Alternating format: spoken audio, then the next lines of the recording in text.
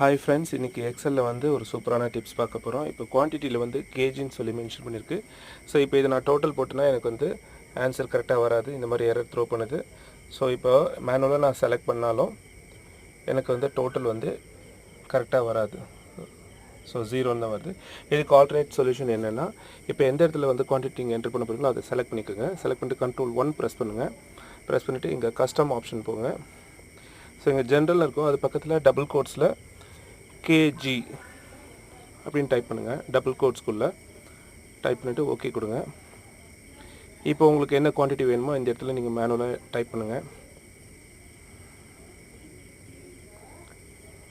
நீங்கள் டைப் பண்ணி முடிச்சுட்டு ஆல்ட் ஈக்குவல் டோட்டல் ஃபீல்டில் போய்ட்டு ஆல்ட் ஈக்குவல் கொடுத்தீங்கன்னா டோட்டல் வந்துடும். ஸோ வீடியோ பிடிச்சிருந்துன்னா லைக் பண்ணுங்கள், ஷேர் பண்ணுங்கள், சப்ஸ்கிரைப் பண்ணுங்கள். தேங்க்யூ.